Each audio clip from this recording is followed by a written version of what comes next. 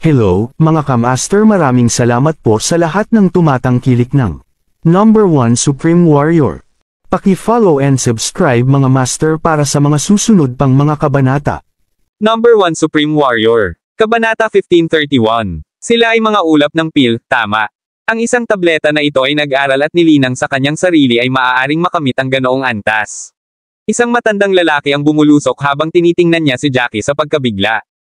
Matagal nang tiningnan ni Kevin ang tableta bago siya lumingon kay Jackie at nag-aalangan na tinanong, talagang nais mo bang bigyan ako ng gayong tableta?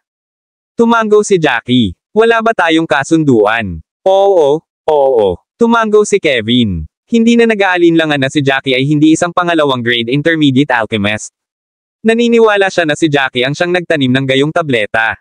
Si Jackie ay muling bumagsak sa kanyang kamay at nagpahayag ng isang remedyo ng tableta para sa pangalawang baitang na intermediate pill bago ibigay ito kay Kevin. Pagkatapos lamang ay kinuha ni Kevin ang sinaunang tome na nakadiscolored sa dilaw at ipinasa ito kay Jack. Salamat, unang elder. Pinasalamatan ng bimong Jackie na magalang. Hindi na kailangang magalang. Naisip ko ito, at ang sinaunang tome na ito ay hindi mahalaga. Matagal ko itong pinag-aralan at hindi ito gagamitin. Dati kong iniisip na may kinalaman ito sa pagsirasa. Ang panghuli antas ng Diyos. Ngumiti si Kevin ng mapait. Ang sinaunang tome na ito ay hindi nangangahulugang sa iba, tunay, ngunit mahalaga ito sa mga taong marunong magtanim ng mga table tasks na tulad namin. Panipi. Tiningnan ni Jackie ang sinaunang tome at sinabi kay Kevin, totoo, kung ano ang nais kong malaman mula sa sinaunang tome na ito ay impormasyon tungkol sa mga sakit. Gusto kong makita kung mayroong anumang mga table tasks na makakatulong na iligtas ang isang tao na may manipis na hininga ng buhay na naiwan. Panipi. Naunawaan ni Kevin ang sinaunang tome mula pa noong nakaraan. Nakasimangot sa pagtatapat ni Jack, sumagot siya pagkatapos, naaalala ko ang nasabing impormasyon ay nadokumentado sa mas maraming mga pahina sa sinaunang tome na ito, maaari mong basahin ang mga ito. Mayroong isang tableta at dalawang iba pang mga espesyal na item na makakatulong na may save ang gayong tao. Panipi. Ang mga mata ni Jack ay naiilawan pagkatapos niyang marinig ito. Salamat, unang Elder Cabello, babasahin ko na iyon mamaya. Nagtataka ako kung mayroong mga mahalagang item na maaaring gumawa ng isang hindi kapani-pani walang matigas na katawan na medyo mas malambot. Panipi. Isang hindi kapani-pani walang matigas na katawan, sabi mo. Lumaki ang interes ni Kevin nang marinig niya ito at sinimulan niya itong pag-isipan. Gaano katindi ang kakaiba? Hindi ba tayo mga martial artist na tulad nito kapag ang ating mga katawan ay naging matatag at matatag? Ipinapakita nito ang aming kakayahan ng paglaban sa mga pag-atake ay mas malakas. Nais mong maging mas malambot sa halip. Panipi. Si Jackie ay nagsuot ng mapait na ngiti habang ipinaliwanag niya, hindi iyon ang hangarin ko. Ang aking panganay na alagad ng alagad ay nasa bingit na pinarangalan sa isang pupay, at mayroon lamang siyang manipis na hininga ng buhay na naiwan. Ang kanyang katawan ay walang buhay at matigas tulad ng siya ay isang bato. Panipi. Huminto si Kevin sa sandaling narinig niya ang pagtatapat ni Jack, at ilang sandali lamang na nagsalita siya, hindi sa palagay ko may paraan upang mabago ang ganitong sitwasyon sa katawan ng tao. Naaalala ko na hindi nakatagpo ng mga ganitong bagay upang matulungan ito sa sinaunang tome. Panipi. Gayunpaman, idinagdag niya sa lalong madaling panahon, huwag talunin. Maaari mong tingnan muna ang tableta at ang dalawang iba pang mahalagang item. Tulad ng para sa mahalagang item na nabanggit mo tungkol sa pagbabago ng tigas ng katawan ng isang tao, naniniwala ako na makikita natin ang impormasyon sa hinaharap kahit na hindi ito naitala sa sinaunang tome. Ang mundo ay isang malawak na lugar pagkatapos ng lahat.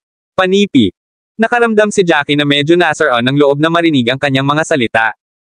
Pagkatapos ng lahat, ang Cyropil ay may kakayahang magyayelo ng katawan ni Fernando lamang sa isang limitadong oras, at 20 buwan silang naiwan. Kung nabigo siyang hanapin ang mahalagang item upang malutas ang isyu sa katawan ni Fernando, mamamatay si Fernando. Hahanapin ko ito, markahan ng aking mga salita, ipinangako ni Jack, na kumikislap habang ang apoy sa kanyang mga mata ay hindi pinapansin. Kabanata 1532. Ang katayuan ni Fernando ay may timbang na puso ni Jack na may pagkakasala. Nanumpa si Jackie na gagawin niya ang anumang kinakailangan upang mailigtas siya. Hindi lamang ito dahil si Fernando ang kanyang alagad, at hindi rin dahil pinatay ni Fernando ang maraming mga kaaway ng kanilang bansa at malaki ang nambag kay Daxia. Higit sa lahat, ang dahilan na si Fernando ay nasa sitwasyong ito ay inatasan siya ni Jackie na maghanap ng impormasyon tungkol sa kinaroroonan ng Dragon Scale, at humantong ito sa pagbagsak ni Fernando sa kanyang kasalukuyang estado. Siyempre, ang katawan ni Jack ay ganap na natupok dahil nakuha nila ang scale ng dragon. Iyon ang dahilan kung bakit siya maaaring magbago sa isang dragon pagkatapos niyang masira sa totoong antas ng Diyos. Ang titig ni Jack ay naiwasan sa mas mababang kalahati ng sinaunang tome at nagsimulang tingnan ang pahina ng pahina. Ito ay pagkatapos lamang ng ilang oras na nakita niya ang mga talaan ng tatlong mahalagang item na nabanggit ni Kevin. Ang isa sa mga item na ito ay isang pang-apat na baitang elementarya na pil na kilala bilang ang muling pagkabuhay na tableta. Ang iba pang dalawa ay ang masiglang prutas na may pangalang Psychic Fruit at ang libong taong Thrive na damo. Parehong mga mahalagang item na ito ay may mataas na grading at mga third grade premium item. Naitala ni Jackie ang mga tampok ng dalawang mahalagang item na ito at kinopya ang lunas ng muling pagkabuhay ng tableta bago niya ibalik ang sinaunang tome kay Kevin. Unang nakatatanda, ang tatlong mga item na nabanggit mo ay dapat na tatlo. Mukhang isang mahirap na gawa upang mailigtas ang aking alagad. Dalawang third grade premium na masiglang damo at isang pang-apat na baitang elementong tableta, ang mga bagay na ito ba ay tunay na umiiral sa mundong ito? Tanging ang mga nasa panghuli na antas ng Diyos ang maglakas loob na gumamit ng mga ganitong bagay, hindi. Ang aking alagad ay lamang sa antas ng demigod, magagamit niya ito. Sumimangot si Jackie. Bagaman mayroon siyang isang lugar upang magsimula, kulang siya ng kumpiyansa. Tiningnan ni Kevin ang mga item na naitala ni Jackie sa papel na hawak niya at tumango. Dahil ang tunay na antas ng Diyos ay maaaring tunay na umiiral, naniniwala ako na ang mga mahalagang item na ito ay mayroon din. Hindi kami tunay na pumasok sa mga mapanganib na lugar, isang maliit na grupo lamang ng mga tao ang gumawa. Maaaring may ilang mga item sa ikatlo o ikaapat na baitang doon, hindi mo ba iniisip? Bukod doon, napagtanto mo ba na kahit na ang mga mahalagang item na ito ay may mataas na grading, hindi sila masiglang damo o table task para sa pagsira? Sa halip, ang mga ito ay mahalagang mga item na ginagamit upang gamutin ang isang katawan ng tao o lubos na makikinabang sa kaluluwa at enerhiya sa buhay. Sigurado ako na magagamit ito. Panipi.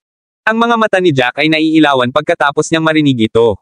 Salamat sa pagsagot sa aking mga katanungan, unang nakatatanda. Totoo na ang mahalagang item na ito ay ginagamit upang pagalingin ang mga sakit at walang kinalaman sa pagsira. Naglalaman ito ng isang antas ng enerhiya na hindi masyadong mataas at bahagyang banayad, kahit na. Panipi. Bakit mo na ibalik ang sinaunang tome sa akin ng napakabilis? Hindi ka ba magpanggap na parang hindi ka maaaring maghanap para sa mga bagay na gusto mo, ang pag-record ng mga remedyo ng pil ng iba pang mga third grade na table tasks? Mayroong ilang mga table tasks sa ikaapat na baitang dito, at sila ay nasa antas ng elementarya. Lahat sila ay napakahalaga, ngunit hindi mo rin nais na basahin ang mga ito. Sinulyapan ni Kevin si Jackie at lubos na naisip niya. Si Jack, sa halip na isulat ang iba pang mga bagay na hiwalay sa mga kailangan niya, kumuha lamang ng isang maikling hitsura at isinulat ang mga bagay na sinabi niya na gusto niya. Ang nasabing isang matapat na tao ay mahirap dumaan. Haha, ang sinaunang tome na ito ay kabilang sa iyo, at nasiyahan na ako na pinayagan mo akong basahin ang mga paraan upang mailigtas ang aking alagad, pagtatapat ni Jackie habang siya ay nag-chalk. Sa hindi inaasahan, itinapon ni Kevin ang sinaunang tome pabalik kay Jack. Mayroon kaming oras upang mag-extrang sa darating na paglalakbay, upang magkaroon ka nito ng ilang araw. Ibalik lamang ito sa akin sa sandaling makarating kami sa Black Windy Island. Hindi ko rin pinayagan ang mga alchemist ng apat na sinaunang angkan na basahin ang mga ito kapag tinanong nila, subalit naramdaman kong mabuti ang tungkol sa iyo, kaya't ipahiram ko ito sa iyo ng ilang araw. Panipi. Sigurado ka ba? Ang mga mata ni Jack ay naiilawan nang marinig niya ito, nasisiyahan sa kanyang alok. Totoo, nagatubili siyang basahin ito ng mas mahabang panahon, at mabilis lamang siyang nag-scheme upang kabisaduhin ang ilan sa mga remedyo ng third grade pill. Kabanata 1533. Sa kalaunan ay ibinaba ni Jackie ang plano dahil nakaramdam siya ng pagkakasala sa paggawa lamang nito. Gayunpaman, hindi niya inaasahan na mapabilib niya si Kevin sa kanyang katapatan na sa kalaunan ay pinahiram siya ng sinaunang tome ng ilang araw. Haha, oo, sigurado ako tungkol dito. Bilang unang nakatatanda ng pamilyang Cabello, magsisinungaling ba ako sa iyo? Siyempre, inaasahan kong magpapatuloy kang ibahagi ang anumang mga pananaw na mayroon ka tungkol sa paglilinang ng pil. Tumawa si Kevin ng buong puso, ito ang unang pagkakataon na napagtanto niya na mapagbigay ang magdadala sa kanya ng malaking kaligayahan. Tiyak na, haha, si Jackie ay nag-shock din ng kasiyahan. Sinimulan niyang basahin ang sinaunang tome habang pinangangasiwaan niya ang lumilipad na taybak. Unang matatanda, hindi ka ba hindi patas? Hiniling ko sa iyo na ipahiram sa akin ang sinaunang tome ng ilang sandali bago, at hindi mo lamang hiniling mo sa akin na dumaan ito sa harap mo, ngunit nagtakda ka pa ng isang timer para mabasa ko ito. Nagtakda ka ng isang alarma para sa akin na parang natatakot na gumugol ako ng dagdag na minuto dito. Ngayon ibinigay mo ito kay Jackie at pinayagan siyang magkaroon ng ilang araw. Mahal ako. Nagtataka ako kung ikaw ang unang nakatatanda sa pamilyang Cabello. Inaasahan ko na ikaw ang naging unang matanda ng pamilya ng puting pamilya.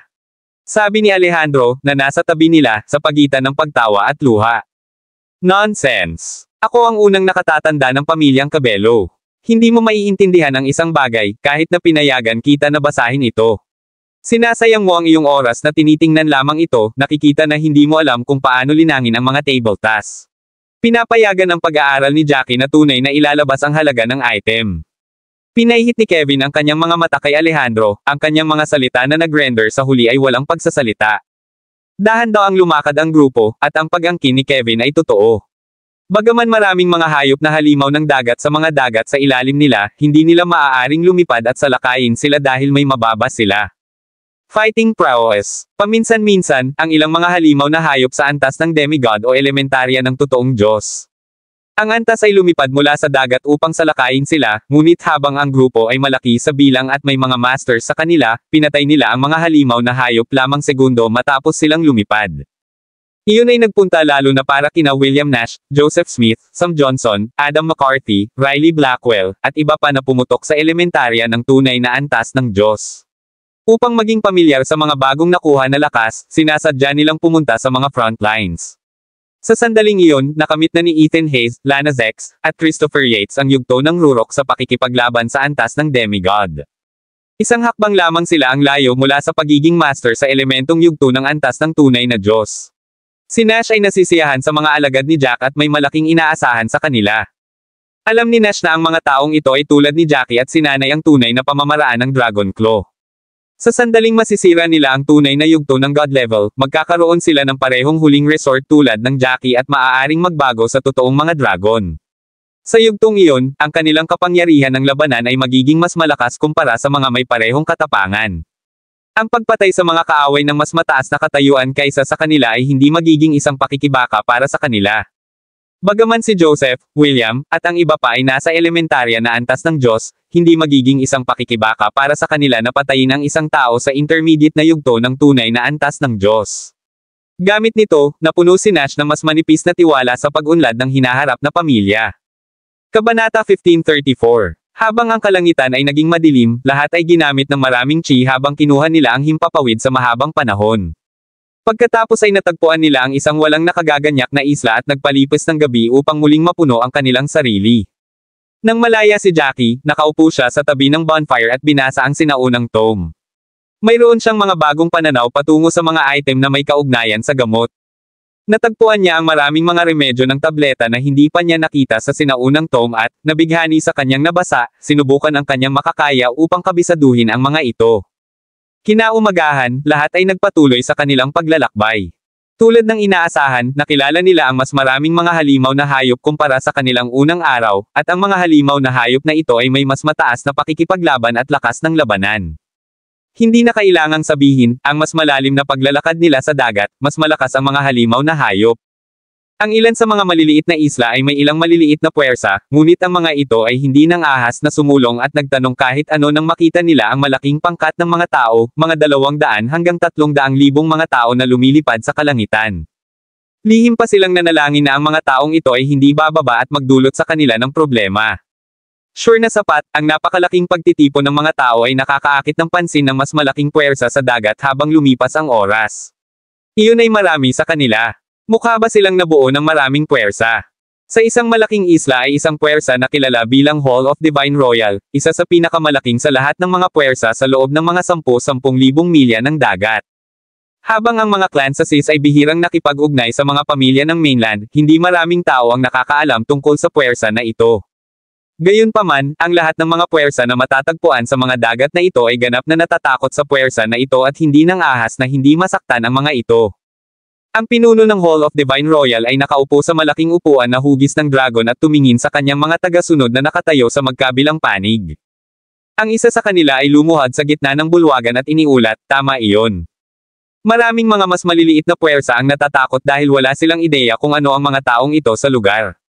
Hindi lamang sila marami sa bilang, ngunit ang ilan ay tumayo pa rin sa isang tunay na grade na tool. Nadama nila na ang mga taong ito ay may isang mataas na katapangan ng pakikipaglaban, at dapat silang bumisita sa aming mga dagat para sa ilang mahahalagang bagay. Panipi. Ultimate Grade Spiritual Tool. Ang mga mata ng mga Panginoon na may linya sa magkabilang panig ay naiilawan kapag ang isang panghuli na grade na tool ay pinalaki. Ang nasabing isang mahalagang item ay nakuha ang pansin ng mga masters na ito sa rurok o pangwakas na yugto ng totoong antas ng Diyos. Ultimate Grade Spiritual Tool. Nabuo ng maraming puwersa. Dapat silang maging mga pamilya ng anino mula sa mainland. Ang apat na sinaunang angkan sa mainland ay palaging napakapangit at hindi nais na makitungo sa ibang mga puwersa. Dahil sinabi mo na binubuo sila ng maraming puwersa, malamang na ang mga ito ay mga pamilyang anino na nabuo sa isang pangkat. Panipi. Ang Hall of Divine Royal Souls Gaze ay makitid habang siya ay tumayo. Ang mga mainlanders na ito ay tunay na hindi alam ang kalawakan ng langit at lupa. Naglakas loob sila ng barge sa aming mga dagat na may napakaraming bilang ng mga tao. Mayroon lamang akong pag-iisip na itinuturo namin sa kanila ang isang aralin. Panipi. Ang isang matandang lalaki, na kilalang kilala para sa kanyang walang humpay na pag-aalsa sa master ng hall, na kinakapaglagay ng kanyang mga kamay at nagsalita, Hall Master, ang mga taong ito ay naglakas loob sa aming mga dagat, hindi pinarangalan tayo. Sa palagay ko dapat nating turuan sila ng isang aralin. Panipi. Inisip ito ng Hall of Divine Royals Hall Master at sinabi sa matandang lalaki, ano ang iminumungkahi mong gawin natin? Haha. Ipunan ng mga nakapalibot na puwersa na umaasa sa amin, at sumali sa amin upang palibutan sila. Maraming mga puwersa sa aming mga dagat at isang malaking bilang ng mga masters upang magbot. Hindi ko akalain na kailangan nating matakot ito. Mga pamilya ng Shadow. Maaari lamang nating palibutan sila at hilingin sa kanila na ibigay ang mga mahalagang item na mayroon sila sa kanila. Panipi. Maraming sa kanila, at medyo maraming bilang ng mga masters ang nasa kanilang ranggo. Mayroon silang isang malaking bilang ng mga lumilipad na item at kahit na mayroong lahat ng mga armas. TSK? TSK. Kumita kami ng isang malaking kita sa pamamagitan lamang ng pagnanakaw sa kanila. Panipi. Kabanata 1535. Ang mga mata ng matanda ay naiilawan habang nagsalita siya, marami tayong mga Panginoon sa totoong antas ng Diyos dito. Kasama ang lahat ng mga puwersa sa ilalim ng aming tingga, lalampas natin sila kung magkasama tayo. Naniniwala ako na hindi sila maglakas loob na lumaban at ibibigay ang kanilang mga mahahalagang bagay. Panipi. Maraming mga tao ang tumango sa kasunduan sa pag-iisip, na iniisip na makakamit nila ang isang mahusay na pag-asa sa oras na ito. Ang Hall of Divine Royal Soul Master ay lumingon kay Elder Mosley, na tumayo sa gilid at walang sinabi, habang tinanong niya, Elder Mosley, bakit wala kang sasabihin? Ano mang mga saloobin dito? Panipi. Halos lahat ng mga matatanda ay tumango at sumang-ayon sa pananaw ng matanda, gayunpaman si Elder Mosley lamang ang tumayo doon na parang wala siyang narinig. Haha! Anong mga saloobin ang maaaring magkaroon ni Elder Mosley? Tiwala ako na ang aking ideya ay ang pinakamahusay, at dahil ang lahat ay sumasang-ayon sa akin, hindi mahalaga kung ano ang iba pang mga ideya na mayroon siya. Panipi. Tumawa si Elder Hartman, ang mga mata na puno ng pag-aalipusta at paghihimok tulad ng ginawa niya. Pagkatapos ng lahat, siya at si Elder Mosley ay palaging nasa mga logro. Hindi gusto ni Elder Mosley ang kanyang mga paraan ng pag-flatter at palaging tinawag siya. Ito ang dahilan kung bakit nahihiwalay ang mga matatanda ng Hall of Divine Royal sa dalawang pangkat. Ang mga mahilig mag-flatter ay sumuporta kay Elder Hartman, na labis na minamahal ng Hall Master. Ang ilan sa kanila ay sumunod kay Elder Mosley, na napakalakas at tapat. Sa katunayan, Hall Master, mayroon akong ibang opinyon. Si Elder Mosley ay ngumiti ng malamig at tumayo. Talaga, halika, magsalita. Pagkatapos ng lahat, ito ay isang mahalagang bagay, at nais kong makinig sa opinyon ng lahat tungkol dito. Ang Hall of Divine Royal Soul Master ay malinaw na ng ahas na hindi kumilos ng maikli dahil ang ibang partido ay may higit sa 200,000 katao. Bagaman hindi nila alam ang mga detalye ng kanilang katapangan ng pakikipaglaban, karamihan sa kanila ay maaaring lumipad. Ang ilan sa kanila ay tumayo sa paglipad ng mga carpet habang ang ilan ay naglakbay sa pamamagitan ng lumilipad na table.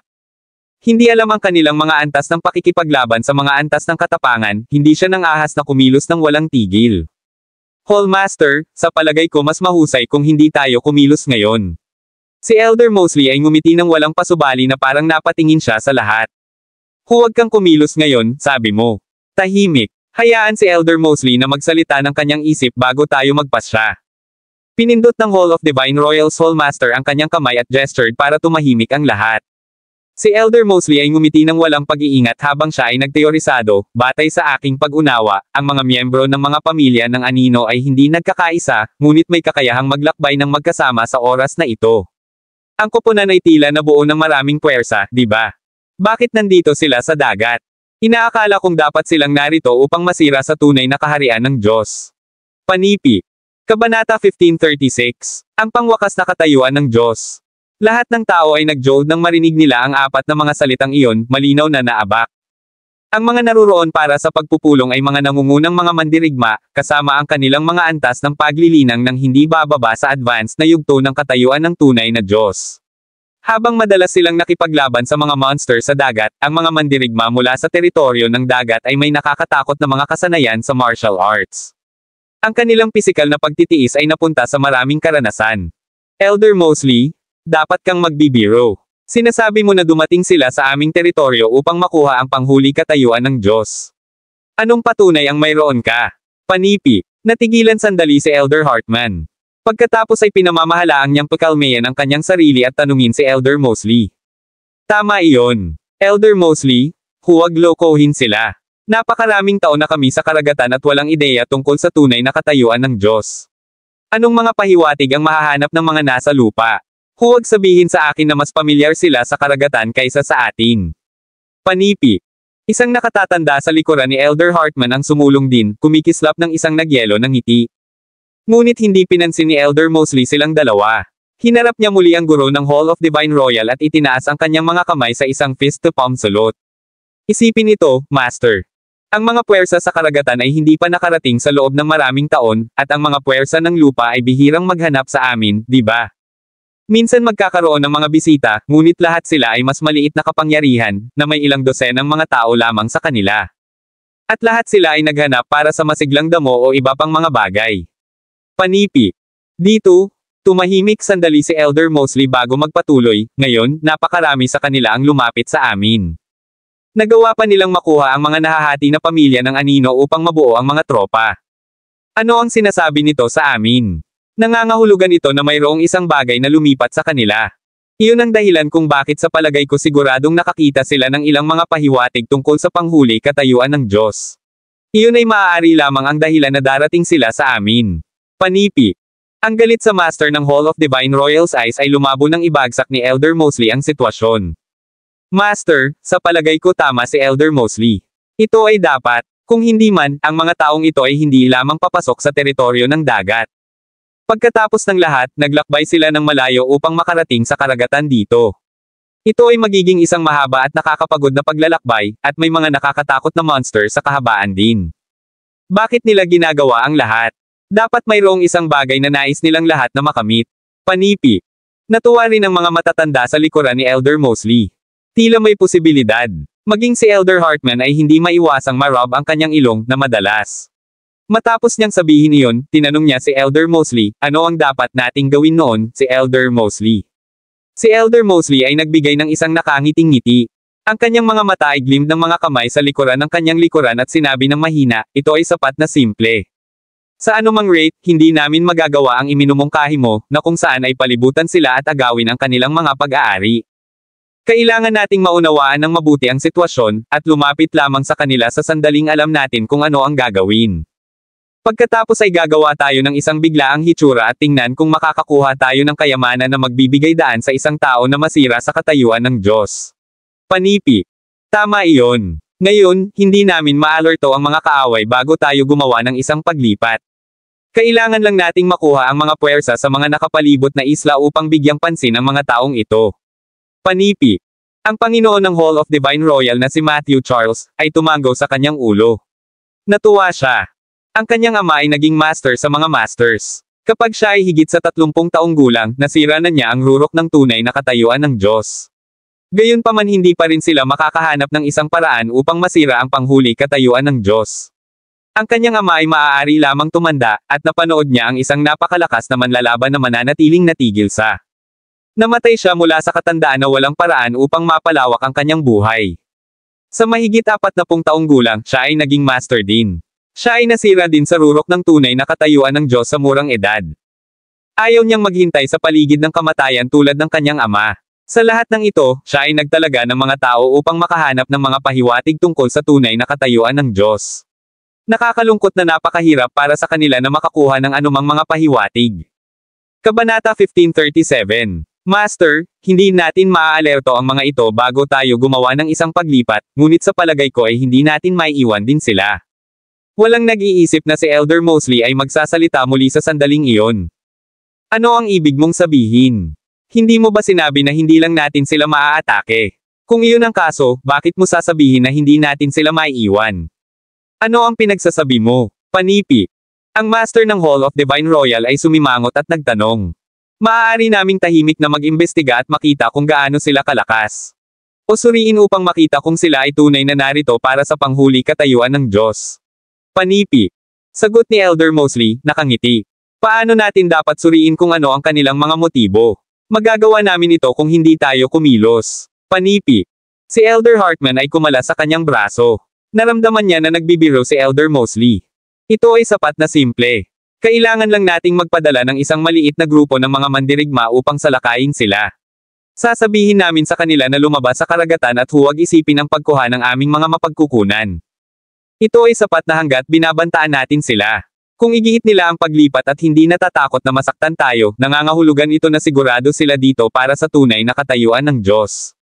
Pagkatapos ng lahat, ang lupain ay may maraming mga mapagkukunan ng Marshall din. Walang dahilan para sa kanila na ipagsapalaran ang kanilang buhay na dumating dito. Panipi. Inihayag ni Elder Mosley ang kanyang mga saloobin. Kukunin namin ang mga tao mula sa White Sands Island upang subukan ang mga ito. Nagdala sila ng maraming tao dito higit sa 10,000 sa kanila. At mayroong 4 o 5 mandirigma sa rurok ng katayuan ng tunay na Diyos. Ang aming mga puwersa ay sapat upang subukan ang mga ito. Panipi. Ang guro ng Hall of Divine Royal ay nagbigay ng utos pagkatapos mag-isip tungkol dito. Sige, ipapasa namin ang iyong mga order. Panipi. Si Elder Mosley ay gumawa ng isang fist to palm salute. Mabilis na nawala ang karamihan. Sa sandaling iyon, si Jackie at ang iba pa ay lumapit at mas malapit sa Black Windy Island. Nang dumilim ang kalangitan, ang lahat ay naghanap para sa isang hindi nakatira na isla at pansamantalang nanatili doon upang muling lagyan ng chi ang kanilang chi, tulad ng dati. Samantala, si Jackie ay labis na nabigla sa sinaunang Tom. Siya ay ganap na nakatuon at sinubukan ang kanyang makakaya upang alalahanin ang lahat ng mga pamamaraan ng alchemical at ang mga sangkap upang lumikha ng mga table tasks. Unang batang may bahay na si Cabello, hindi ba si Jackie ang iyong kasintahan? Bakit hindi ka pupunta upang makausap siya? Napansin ko na ang dalawa sa iyo ay bahagya na nagpalitan ng isang salita sa buong paglalakbay. Panipi. Ang isang batang master mula sa isang pangalawang klase ng pamilya ay dumating sa harap ni Helena, Daniela, at iba pa at nagtanong, ngumisi. Nakatuon siya sa pagbabasa ng sinaunang Tom. Hindi ko siya makagambala. Panipi. Ngumiti si Helena, ngunit nagpalaki siya ng isang panloob na buntong hininga. Pagkatapos ng lahat, ang napakagandang lalaki ay hindi ang kanyang kasintahan. Pakiramdam niya ay hindi siya nakaligtaan ng isang pagkakataon. Tumingin siya kay Daniela sa tabi niya. Ang paghanga ay umusbong muli sa kanyang puso. Totoo iyon. Ang sinaunang Tom ay medyo sikat, at napakahalaga. Ito ay isang pagpapala na maaaring maipakita ang iyong mga mata.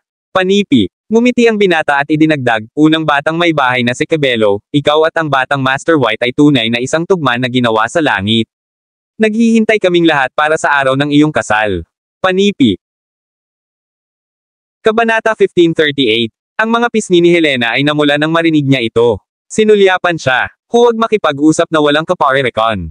Wala pang nangyayari. Hindi ko pa rin siya kilala. Panipi. Pagkatapos ay tumingin ulit si Helena kay Jackie.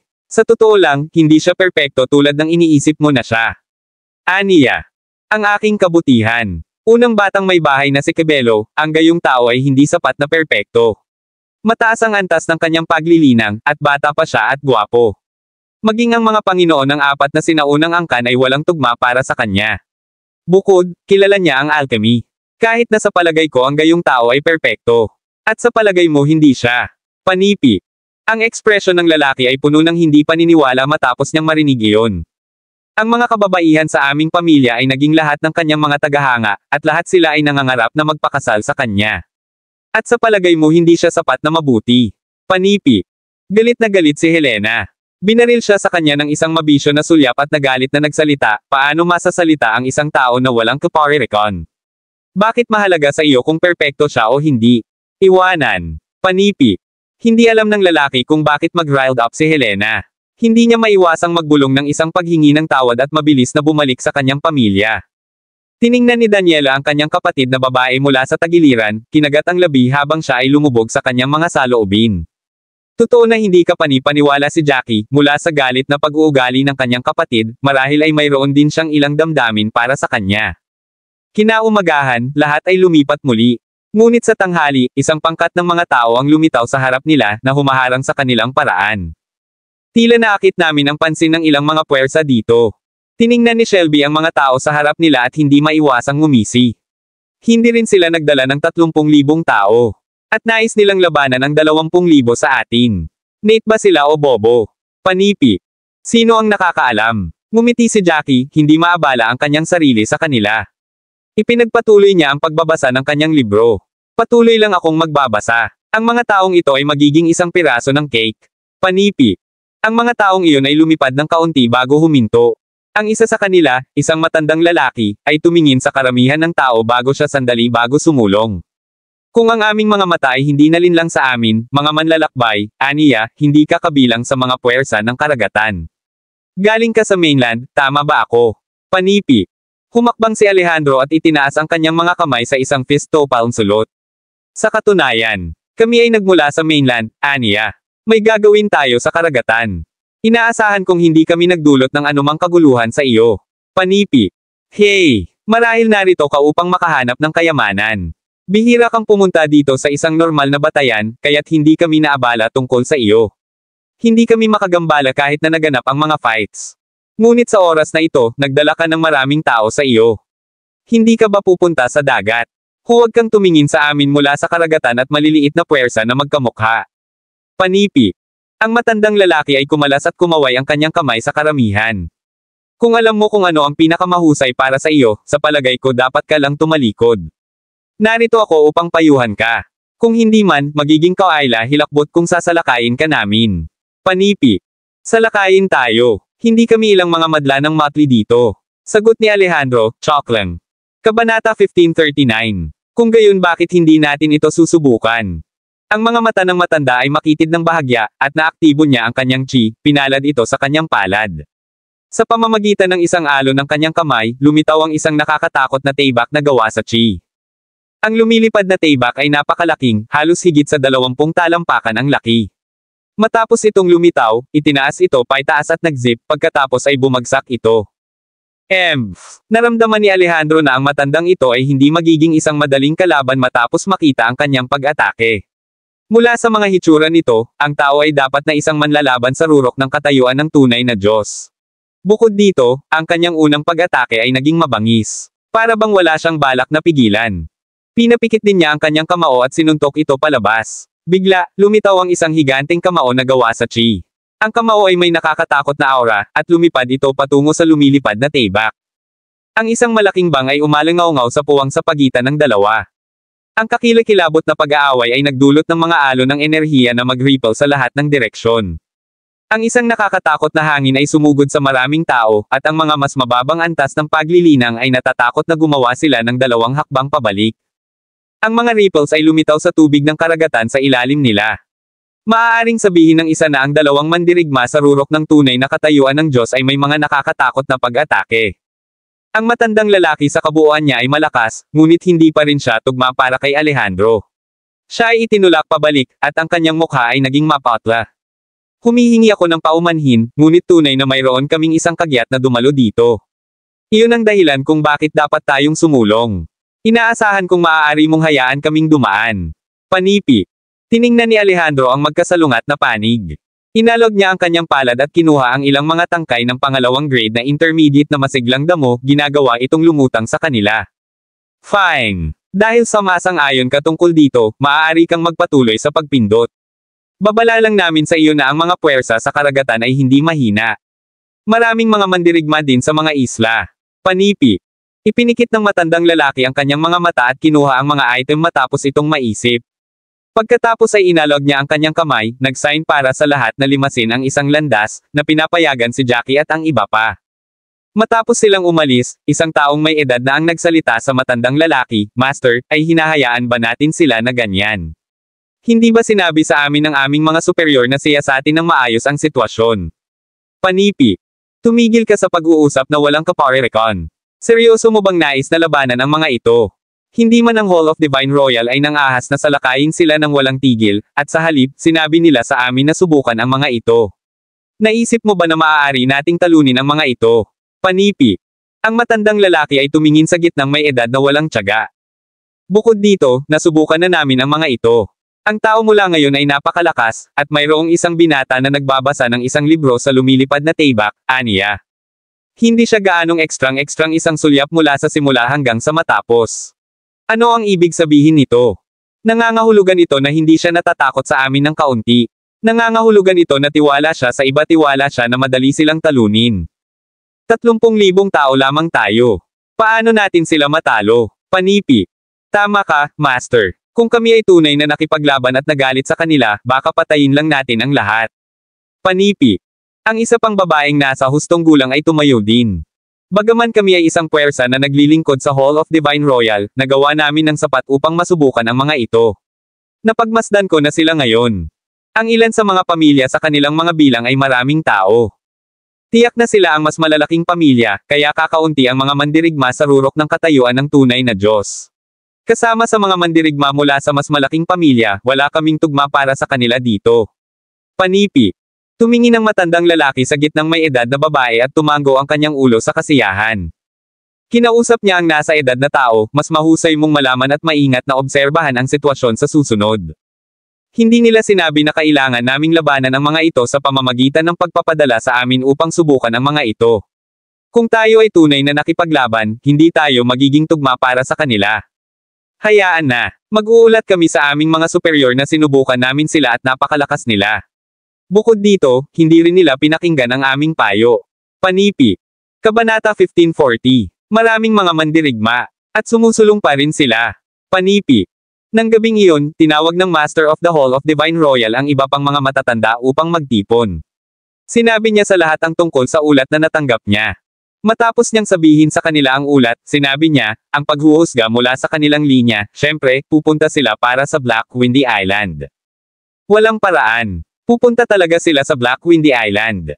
Maraming puwersa doon. Hindi rin sila tugma para sa amin, ngunit kung ang mga taong iyon ay dumiretso sa Black Windy Island upang maghanap ng isang bagay, hey, ang mga puwersang iyon ay maaaring salakayin sila. Panipi.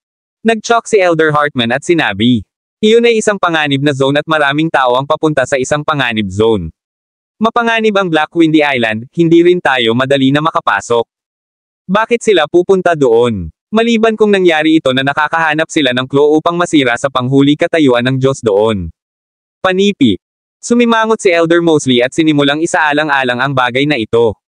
Ano ang kinakatakutan natin? Ang Hall of Divine Royal ay napakalakas. Sa kabaligtaran, ang mga pamilyang iyon ay isang crew lamang ng motley na nagbandado lamang kamakailan. Ang isang pangkat na tulad nito ay madaling masira. Kapag pumasok na sila, maaari nilang subukang patayin ang bawat isa para sa ilang uri ng kayamanan. Hey! Hindi ba madali para sa atin na makuha ang gusto natin noon? Panipi. Si Elder Hartman ay nagkaroon ng isang nonchalant expression. Inaasahan kong totoo ang sinabi mo. Kung ang pangkat ng mga tao ay nagkakaisa pa rin pagkatapos pumasok sa Black Windy Island, magiging malakas sila para sa amin na atake. Sa napakalakas na puwersa at napakaraming tao, tiyak na makikipag-ugnay sila ng malalim sa Black Windy Island. Panipi. Sumimangot si Elder Mosley sa pag-aalala. Huwag alalahanin. Ipapaalam namin sa mga tao sa iba pang mga isla tungkol dito bukas ng umaga. Ang mga tao sa ilang dosenang mga isla sa paligid dito ay dapat ihanda ang kanilang sarili ng sapat.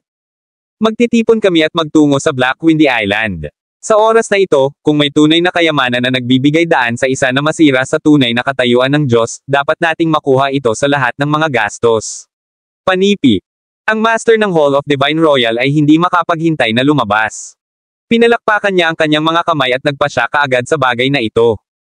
Kinaumagahan, ang mga puwersa na naninirahan sa ilang dosenang nakapalibot na mga isla na nagsumite sa Hall of Divine Royal lahat ay nagtipon. Mabilis silang nagtungo sa Black Windy Island. Lumipas ang ibang araw. Ang Black Windy Island sa wakas ay lumitaw bago si Jackie at ang iba pa. Iyon ba ang Black Windy Island?